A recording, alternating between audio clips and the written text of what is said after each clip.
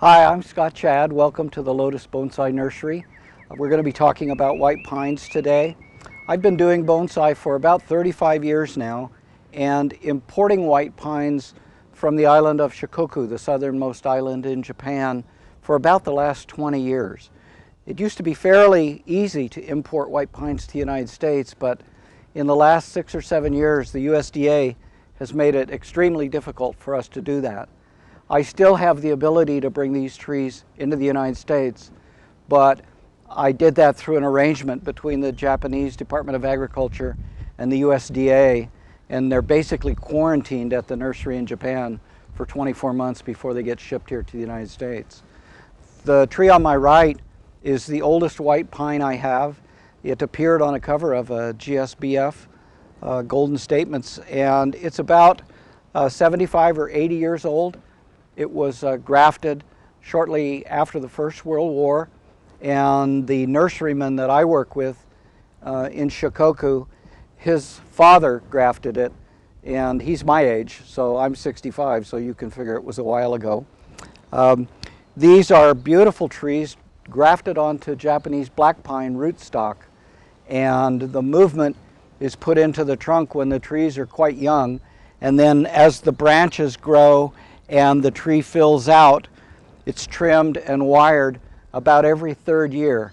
And depending on the growing conditions and the health and vitality of the tree, the wire can stay on there anywhere from 6 months up to about 1.5 years. It just depends on the tree. This is another one of our grafted white pines from Shikoku. This is smaller and younger than the other, but the style is very similar on these. Although we do occasionally get a formal upright or a semi-cascade, most of the grafted white pines are Miyogi style or informal upright. And you can see the black pine trunk is, the bark is very cracked and old looking and very large and vigorous trunk, great nabari. And then as you move up the tree, you can see the white pine bark is much smoother and a lighter gray. This is a very, very good example of an informal upright. The tree moves initially to my left as it emerges from the soil, and then where it turns and goes back to the right, that's where the number one branch comes off the tree. And in nature, this is the way these trees grow to maximize their ability to gather sunlight and convert the energy from the sun into proteins, carbohydrates, and sugars. The white pines are a very feminine, very soft tree, elegant and graceful. And as the tree moves off to my right, it turns to move back to the left, and where it makes that turn, here's the number 2 branch. And then in the back, between those, is the back branch to give the tree a sense of depth. The older the tree, the more rounded the crown will be. And this is an indication of great age. The first tree we looked at was about 80, 85 years old. This tree is probably about 45 or 50 years old. These trees are in the 20 to 25-year-old range. They're smaller than the others, but you can see the trunk movement is basically the same. And when you look at the trees on this bench, basically you're looking at the little brothers of the larger ones. It's just a matter of taking good care of them and watching them grow. The trees up here in the Placerville area will bud out twice a year. They're actually bringing new buds right now, and it's the second week of March. And these buds will continue to swell all through the summer, and they can be removed in May, June, or I can just let them grow, and then in August, September, and October, the tree will drop the 2- and 3-year-old needles, and at that point in time, the buds will be opening and the new needles will be coming. The reason the tree drops the old needles is it's using all of its energy to push the new growth out. And the cycle on the trees in this microenvironment here at the nursery is about every 2 or 3 years, the needles wear out. And it's usually at that point in time that the tree will push the strongest buds. And so we have most of our trees that are vigorous will have 3 to 5 buds at the end of each branch, and we use a small pair of tweezers, and we usually pick off the strongest bud and leave the smaller ones there. Especially in the fall, people will bring white pines to us because they have a lot of brown needles on them, and the people will think that their trees are sick. But that's just a normal life cycle of conifers. They, deciduous trees, the leaves turn color and then the tree loses all of its leaves. On the conifer, the leaf is basically the needle, and the needles slowly get more and more tired. They get exhausted over time, and finally they die and fall off. And some years more of them fall than others.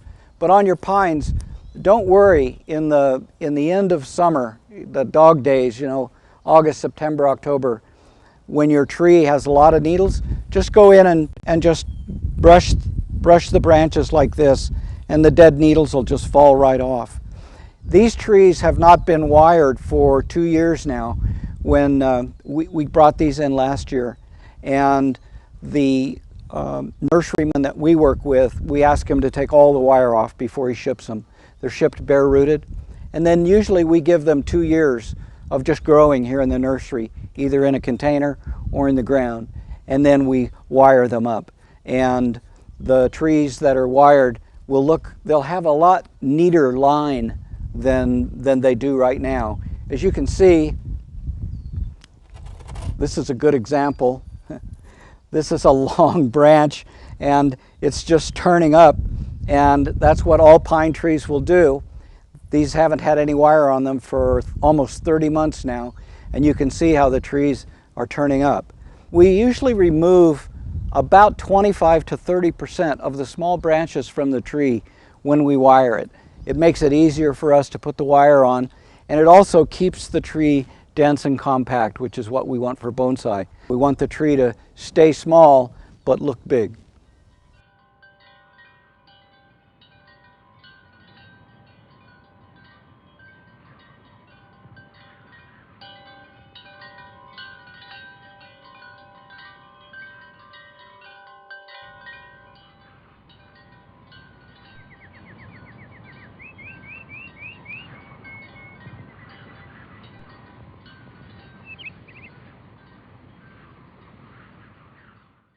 Golden State Bonsai Federation is a tremendous group to support people who are interested in bonsai in California. And the series of articles that I wrote are about these imported white pines from Japan. The most important thing to remember with all of your pine trees, all the conifers, is that they like a very granular soil. They like angular rock. They want a rock that won't deteriorate in the pot. We use pumice or volcanic cinders because they're hard, but they have air spaces that allow lots of exchange between the environment, the atmosphere, and the soil. The trees are healthy. They'll grow anywhere in California. You need to take care of them. You need to give them plenty of water. Don't let the pots get hot in the summertime. And if you're in an area where you have very hot afternoons, provide shade from about 11 o'clock in the morning on through the afternoon. Don't leave your trees sitting out in the sun all day. These are beautiful trees. They're great examples of bonsai. They have a wonderful, wonderful character, and I think you'll enjoy them a lot. Thank you.